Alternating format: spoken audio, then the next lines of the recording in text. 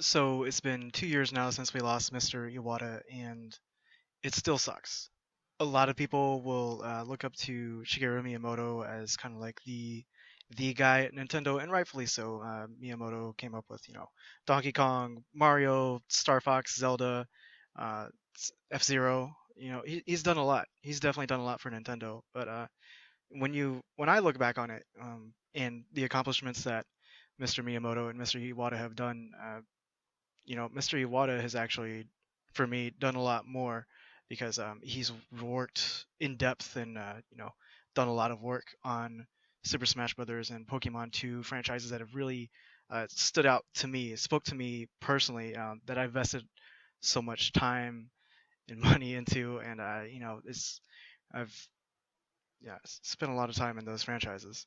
So I don't want to get too deep or personal with it, but I didn't grow up in the best of households. There was a lot of conflict, a lot of arguing, a lot of yelling, a lot of screaming, and all that. So, uh, my grandma got me my Game Boy, a Game Boy Color, when I was, how old was I?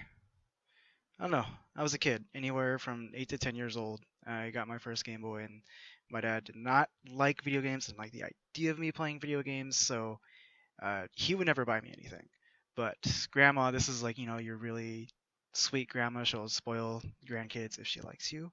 And she got me Game Boy and Pokemon Red. And I've played video games before that point, but this was like the first time I could actually really sit down and play because, any other time you're with friends or with like other people that, everyone has to rotate this and that. This is the first time I could really get immersed in a video game, and it was a Game Boy Color, so you could plug in your headphones and kind of mute the noise of the outside world for a little bit, and it was wonderful. And I was, as a kid, you're involved in this world where you're somebody, your voice is heard, you're important, you can actually do things, you can actually make changes, and there's this, I don't know, it was a real heartwarming experience going through that.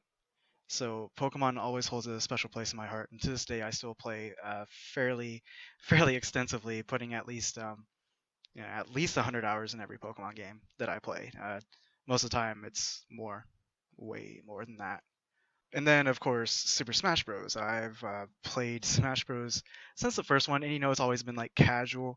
I've been just casually playing casually playing Smash for ever since it came over here to the States.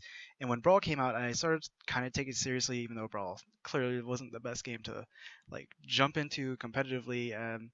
Yeah, I'm not going to get into that whole debate, but I mean that's where I started taking it seriously because it had the online component. Started doing game battles, 1v1s. I was kind of okay-ish. I had a friend when we did doubles. We weren't the best, but we were doing really good up until his Wii broke. That kind of sucked. But where I'm going with this was once I had my own car, I had my own license, I started going out traveling to Smash Bros. Tournaments. And around the time that happened, that's when Project M was really popular. So I go out to Project M tournaments and meet people, got a lot better. I've made a lot of friends through Smash, met a lot of people. I would say that these two franchises, Pokemon and Smash Bros., have actually changed my life. Like that's it sounds so dumb to say, but it's true. It really is. I've made a lot of great friends through Smash. And of course, there's many other things that Mr. Iwata has done. Those two just really stick out to me personally. Those, like I said, those franchises really like touched me on a personal level and actually changed my life. And I guess what the scary part is now is that 2 years later, everything that Iwata was doing, was working on, is now out. It's now it's now come to fruition. Like the last things he was working on was, kind of overseeing some of the mobile games that Nintendo was diving into, and obviously the Nintendo Switch. And now we have both of those things. We're still getting the mobile games later on, but more or less everything he was working on is now done. And I guess that's the part that's really really weird for me. I guess this is where the reality is really settling in for me because when he first died, there's obviously those projects still, you know, in the works, and now we're seeing a future without. Satoru Iwata, without him be overseeing or being involved in anything Nintendo anymore. We are now in a post Iwata Nintendo era. Um, well, I guess maybe not really. As long as the Switch is around, like after the Switch, then I guess that'll be the true post Iwata era. But um, yeah, this it's weird. He's always been such a huge part of Nintendo, going back to the even the NES. Like, I mean, wasn't a front runner of Nintendo at that time, but he was a superstar programmer, got a lot of games cranked out that were stuck in development hell that just didn't seem like they were going to see the light of day. He single-handedly did a lot of things behind the scenes that you wouldn't know. There's video game historian, I think it is. He's done a really good job of going through, listing all of Iwata's accomplishments and everything. But yeah, he's basically as long as Nintendo's been involved in the video game industry, more or less Iwata had some part during each different part of that era, each part of the gaming Nintendo that we all know this day. And this is pretty much the first time in the modern Nintendo history where Iwata's not involved in something, and I don't know, that's sad to think about. It really hit me, and is something I was thinking about a week or two ago, and then it came to mind that yeah, the anniversary for his death was coming up soon, so maybe that's why it was on my mind. Still sucks. Iwata's death, like normally, a celebrity or a star dies, and it's kind of sad, It's like, oh, they had that thing I liked, they did this one like cool song or movie, and I really appreciated it.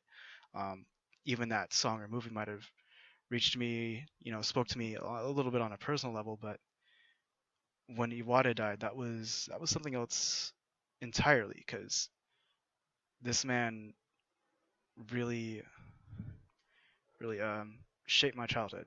Like I said, I don't want to get too personal with it, but he got me through a lot of those games, got me through some tough spots in my life. So that really does hit you personally. And it's not just those games. Like, once he became the president of Nintendo, he wasn't just some dude in a suit. He was involved. He was involved, talking to the press, the media, with the Nintendo Directs. Guy was wonderful, had a great sense of humor. Even caught on to some of the jokes and the memes that were about him, and he was a good sport. He even poked fun of himself and some of the things that Nintendo does, and just a wonderful guy. In addition to being just this amazing, programmer and stuff, and he liked to think outside the box. Didn't always work out for the best at the end of the day, but just the fact that he was always looking for the next thing, trying something different, just wasn't running around doing what everyone else was doing. I know. Nothing negative to say about that man. Just great stuff. And like I said, it's kind of heartbreaking to see that we're now in that phase where everything he's working on is pretty much complete. Everything he was working on is now out, and we're gonna just see where Nintendo goes from here without Iwata.